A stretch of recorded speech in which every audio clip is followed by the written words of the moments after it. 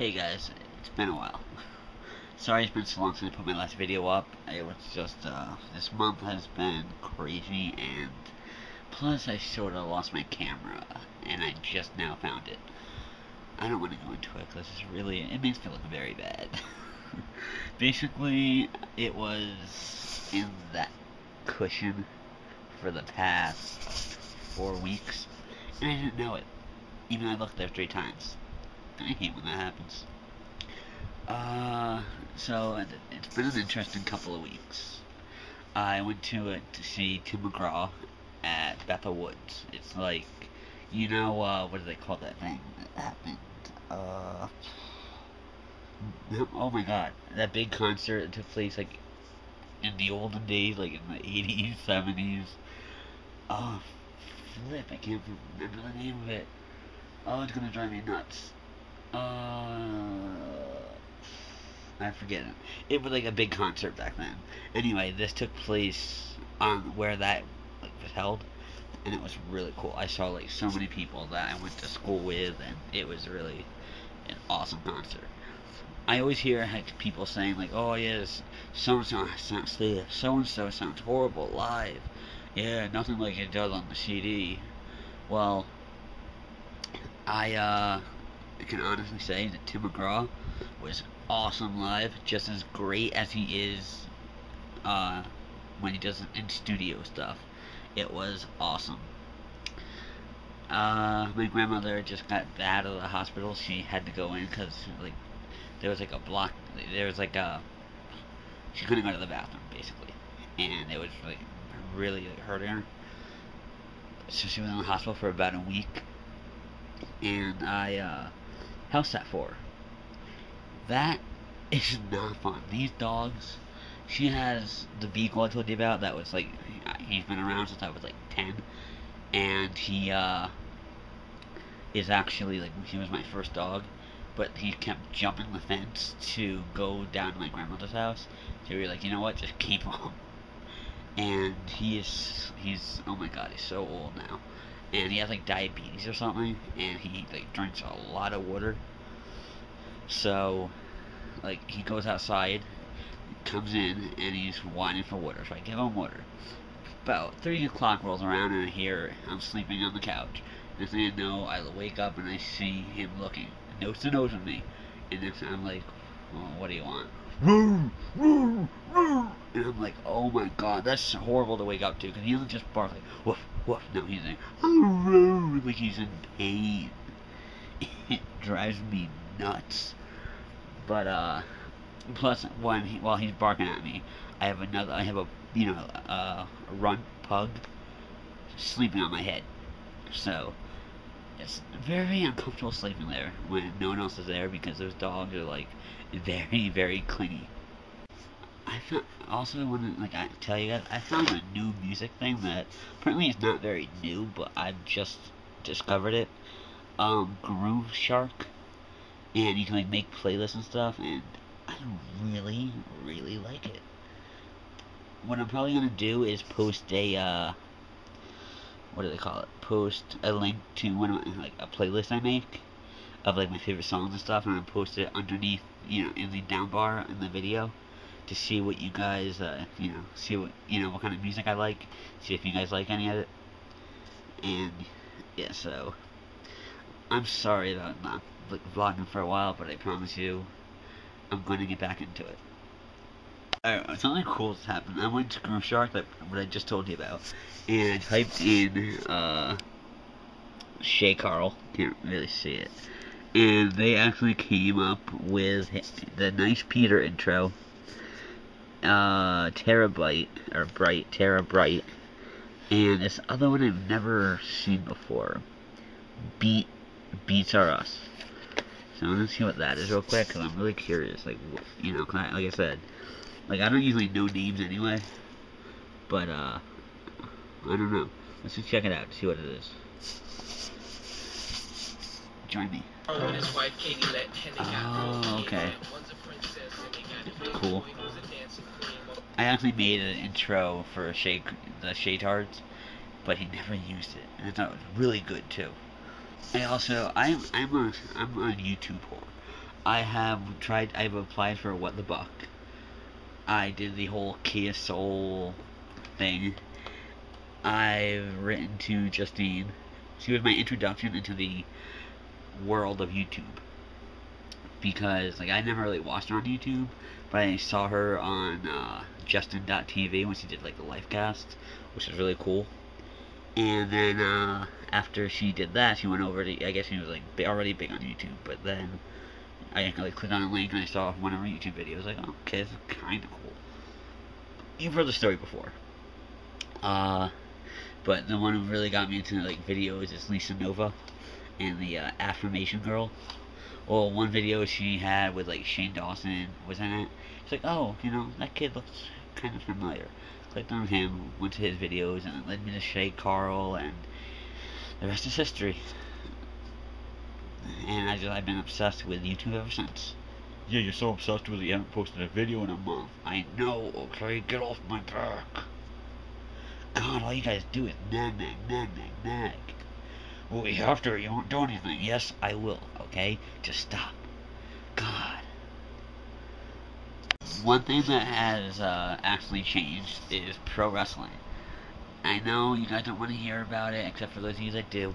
Well, I gotta say something, because this is my, like, video blog, so I just gotta say something, because it's something I love. Okay. CM Punk he was known all over the indie scene before he went to WWE. And I saw him when he started with ECW, and I was like, oh, okay.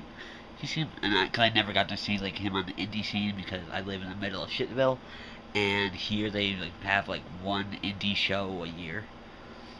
And, anyway, so I never really got to see, like, a lot of independent wrestling before, like, YouTube came along. So I was like, oh, CM Punk, okay, he looks pretty cool. And he came in and he beat up a bunch, like, he actually wrestled, he didn't just, like, do a couple moves and Hulk up. And I was like, wow, you know, this guy's actually, you know, he seems legit, like, he's a good wrestler. It's hard, you know, I don't see that nowadays. And then he like, won the world title, and he got big. But then he started to, like, fade out. And he had no reason to fade out, because he's a freaking awesome talent. And then his contract was up. He's like, okay, you know what, I'm really gonna leave. So they're like, you know what, alright, here you go, here's a live mic. If you go too far, we'll cut it out. He's like, okay, you know, I like that. And they said, go tell these people why you're leaving. He went out live on Raw and basically just went off on a rant and said that, like, stuff like Vince McMahon, he liked to think that wrestling will be better when Vince McMahon is dead. But God knows it'll just be run by his moron daughter and his doofus son-in-law or something like that. And I was like, oh wow, that was awesome. And he just went off and he said basically everything that the fans want to say, that the fans believe. And it was such a great promo. So anyway, recently he, like, re-signed his contract and he came back. And he just recently came back on Monday, so I'm dying to see what happens. Now, something that hasn't happened a lot in wrestling lately is, because I have always been passionate about pro wrestling, but the past 5 years, it's been just to the point where it was more like I was watching it because I'm loyal. I'm a very loyal person when it comes to, like, friends, when it comes to pro wrestling, when it comes to... I'm just a very loyal person. So I kept watching. But this past couple of weeks I noticed that since one of the pay-per-views a couple weeks ago, Money in the Bank ended with me saying, wow, I can't wait for Raw. And Raw ended with me saying, wow, I cannot wait until next week. And I've been saying that now for the past 3 weeks, or 2 weeks. And it's really awesome. Like, I finally feel that fire again, where I'm happy about watching wrestling. Where it's not a chore, it's not just a duty. I'm actually enjoying watching it. And I'm so hoping that it keeps up, because it's just, like I said, I'm feeling that fire again, that passion, and I'm loving it. So, well, you know, if it doesn't keep up, then it's gonna go back to, like, it's gonna be really disappointing, and I'm just gonna have to go back to just watching it because I'm loyal. But I'm just so afraid that they're gonna, like, screw this up. Because they would do, like, what they used to do is, like, have a great show and then screw it up with, like, something stupid. And I'm just so afraid that like I'm like, oh, I can't wait for the next draw, and then the next draw is gonna come on and it's gonna suck. And it's I can't, but I cannot wait till the next draw. Because now with CM Punk and Triple H in charge, and it's, oh my god, it's so awesome. I apologize, I know for some of you don't like, hearing about wrestling and stuff, but it had to be done. And also, another TV related bulletin. 90s Nickelodeon is back. Now, for some of you may not know what I'm talking about. I doubt it, but you might not. Alright, back in the day, I'm a 90s kid. I was born in 1988. And I grew up with Nickelodeon shows like Salute Your Shorts, Hey Dude, My Brother and Me, Are You Afraid of the Dark, Rugrats, Doug, and not even just Nickelodeon, but good TV. DuckTales, Darkwing Duck, The Weekenders, which actually was around like 2001, 2002. And Disney Channel was actually decent back then. And it was just, anyway, my point is, recently, Nickelodeon started a block, started a block of, shows from 12 until 4 a.m., I think, of Nickelodeon. Old school Nickelodeon. Not just Nickelodeon. No, none of that crap you see nowadays with SpongeBob and iCarly. But they actually had old shows like All That, not Rugrats, Doug, Clarissa Explains It All, and Kenan and Kel.